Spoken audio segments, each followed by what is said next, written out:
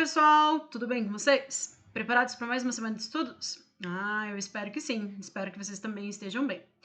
Hoje nós vamos começar uma nova apostila, a apostila 10. A apostila 10 ela vai trazer para nós conceitos como corrente elétrica, resistores, associação de resistores. Vamos lá então? Então, hoje nós vamos falar um pouquinho sobre o capítulo 1 da apostila 10. Tá? Então, a apostila 10 ela vai dizer para nós um pouco sobre a eletrodinâmica, certo? O capítulo 1 é sobre resistores, então a ideia aqui é compreender o deslocamento de partículas carregadas ocorrerão em razão da diferença de potencial, identificar o sentido do movimento dos elétrons no sentido convencional da corrente elétrica, identificar e comparar dispositivos condutores em diversos aparelhos eletrodomésticos que produzem aquecimento, analisar e calcular a resistência elétrica pelas leis de Ohm, certo? Lembrando que a gente vai dividir esse capítulo em 2 vídeos, então hoje a gente vai falar um pouquinho sobre corrente elétrica, certo? E os efeitos ali que ela tem sobre um sistema, certo?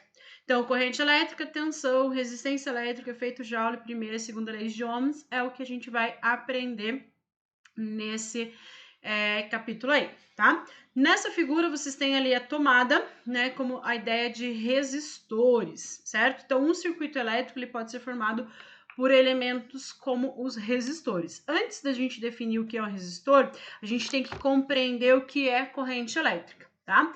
Então, aqui nessa figura, você tem lá o modelo clássico, né, do átomo, onde você tem um núcleo, e em torno do núcleo você tem lá as camadas de valência, tá? Então, o que classifica um fio, né, condutor de eletricidade? Justamente porque ele vai ter os elétrons na última camada eletrônica, formam uma nuvem de elétrons com grande mobilidade, ou seja, os elétrons, por eles estarem mais longe do núcleo, eles conseguem se movimentar com uma facilidade maior. Esses elétrons que têm uma mobilidade maior, a gente chama de elétrons livres, tá? Aqui, a gente vai definir corrente elétrica por um fio condutor, tá? Mas lembrando que uma corrente elétrica, ela pode acontecer tanto nos sólidos, nos líquidos e nos gases também, tá? Então, aqui a gente está definindo corrente elétrica num material condutor. Então, imagine que você tenha lá um fio condutor, ele tem uma quantidade muito grande de elétrons que podem se mover, ou seja, elétrons livres, certo? E aí você tem nesse material condutor, nesse fio condutor, você tem uma pilha, ok? Essa pilha, ela vai gerar uma diferença de potencial elétrico, ou seja, ela vai ser uma fonte de tensão elétrica, tá? Nesse caso, a gente vai definir corrente elétrica como sendo o movimento ordenado dos elétrons livres pelo fio condutor, gerado pela diferença de potencial estabelecida pela fonte de tensão elétrica, tá? Então, à medida que a gente fecha esse circuito elétrico, à medida que a gente liga essa pilha nesse fio condutor, os elétrons vão se movimentar, tá?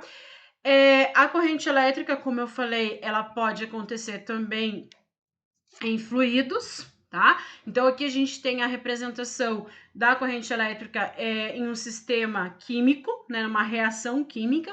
Então, você tem uma solução dentro desse becker, onde você tem ali, né, dois eletrodos, né, o polo positivo e o polo negativo, um feito de um determinado metal, o outro feito de outro metal. Ou seja, eles têm uma tendência diferente de ganhar e ceder elétrons, tá?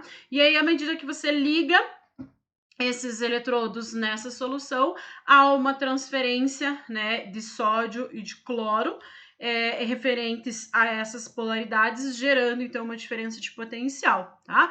E aí essa diferença de potencial vai acender a lâmpada nessa situação ali, tá bom? Então aqui seria uma corrente elétrica gerada por uma diferença de potencial através de uma reação química, né? Que é o que acontece internamente lá dentro das pilhas, tá? Então, arranjo pilha com água ali, adicionada sal ao copo, a lâmpada acende, tá? Então, aqui você tem água, os eletrodos, não acontece nada. À medida que você coloca sal ali, acontece a reação química e as lâmpadas se acendem, tá? Quando a gente fala em corrente elétrica, a gente vai estabelecer o sentido real e o sentido convencional da corrente elétrica, certo? O sentido convencional da corrente elétrica é aquele que sai do polo positivo e vai para o polo negativo, acendendo a lâmpada ali, tá? Por que que ele é o convencional? Acreditava-se, né, no período lá onde teve as primeiras transações bancárias, que você tinha um saldo positivo na sua conta e um saldo negativo na conta.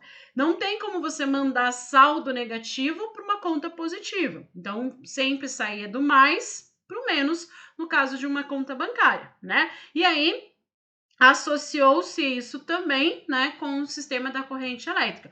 Porém, com a descoberta do elétron, sendo a carga negativa e sendo ela a carga que se move, carga negativa é atraída por carga positiva. Então, o sentido real da corrente elétrica, ou seja, aquele que os elétrons é que estão se movendo, é do sentido negativo para o positivo, tá? Na maior parte dos casos, na resolução dos exercícios, a gente vai usar o sentido convencional, do mais para o menos, tá? Certo, gente? Como que a gente vai calcular a intensidade da corrente elétrica que passa por um fio condutor? Vamos imaginar o fio, ele tem uma área de secção transversal, que a gente chama de S, tá? E por essa área transversal aqui vai passar uma quantidade de elétrons, certo?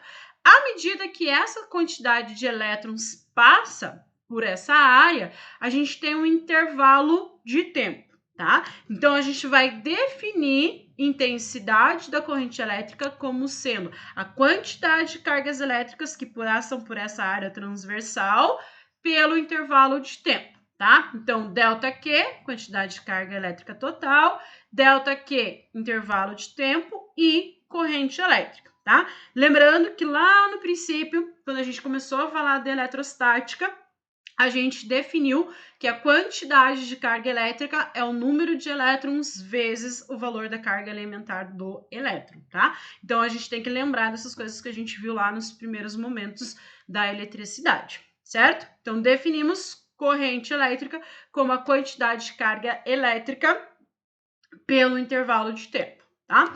E aí, a gente pode estabelecer um gráfico, uma curva, né, entre a intensidade de corrente elétrica e o tempo, tá?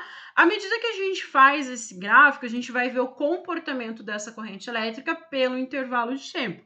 Quando a gente calcula a área desse gráfico, intensidade em função do tempo, a gente está calculando a quantidade de carga elétrica que passou por essa área transversal do fio, tá? Então, se eu tenho um gráfico, corrente elétrica em função do intervalo de tempo, a gente calcula a área do gráfico, a gente está calculando a quantidade de carga elétrica ali, tá bom? Para finalizar o vídeo, né, a gente vai ter o que a gente chama aqui da lei dos nós, tá? Lembra que lá no princípio também a gente estudou a conservação de cargas, ou seja, um sistema de cargas elétricas não cria cargas ou destrói cargas, né? As cargas elétricas, elas são transferidas de um meio para o outro. Então, através do princípio da conservação das cargas, a gente estabelece a lei dos nós, tá? Então, aqui você tem uma chave, tem um sistema com pilhas, né? E aqui você tem as dois vocais para conexão de lâmpadas ali, tá? Quando você tem aqui, ó, o polo norte, o polo positivo, o polo negativo. Então, você tem um fio, né? Quando você fecha essa chave, você tem a passagem de corrente elétrica por esse sistema, tá? Então, vai sair, né, fisicamente, o sentido real do menos para o mais. Então, as cargas elétricas vão se movimentar do sentido horário desse sistema. Quando as cargas elétricas chegam nesse ponto aqui, o que vai acontecer? As cargas elétricas têm dois pontos para elas irem, tanto para cima quanto para baixo.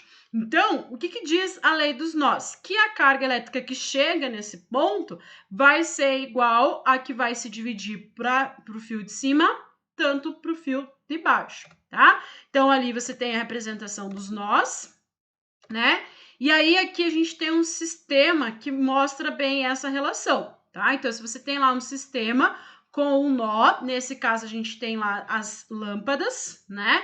E aí as lâmpadas vão passar uma corrente elétrica. No caso dessa figura, a gente tem a corrente I1 e a corrente I2 chegando no nó, e a corrente I3 e I4 saindo desse nó. Então, pela lei dos nós, a quantidade de corrente elétrica que chega tem que ser igual à quantidade de cargas elétricas que saem, tá? Então, é por isso que aqui ao lado a gente vai ter I1 mais I2 é igual a I3 mais I4. Tá? Então, a lei dos nós diz o quê? Que a soma das correntes elétricas que chegam no nó é igual à corrente elétrica que sai do nó ali, tá? Certo, gente? Esse era o conteúdo, né, que eu havia separado para vocês para esse vídeo, tá? A gente ainda vai conseguir fazer alguns vídeos divididos, né, o capítulo divididos em 2 vídeos. Então, para não ficar muito extenso, muita coisa para ver, né, aí a gente consegue fazer essa divisão nesses vídeos, tá? Então, a primeira parte do capítulo é somente, né, definição de corrente elétrica, qual a relação da interação do gráfico, né, e em função do tempo, e a lei dos nós, que isso aqui é primordial para a gente não pode esquecer que a corrente elétrica que chega no nó é igual à corrente elétrica que sai do nó. E da onde que sai essa lei? Da conservação de cargas elétricas, né? A gente não tem como destruir uma carga elétrica ou criar uma carga elétrica. Então, a quantidade de carga elétrica que chega tem que ser igual à quantidade de carga elétrica que sai do sistema, tá? No próximo vídeo, a gente vai definir, então, o que é resistor elétrico, assim como as leis de Ohms que estão relacionadas com o resistor elétrico. Certo, gente? Desejo a vocês uma excelente semana, que vocês estejam todos bem, né? Estudem, marquem aí as coisas que vocês tiverem, alguma dúvida, alguma coisa, pra gente tirar lá na videoconferência. Certo, gente? Um grande abraço, fiquem com Deus e até a próxima!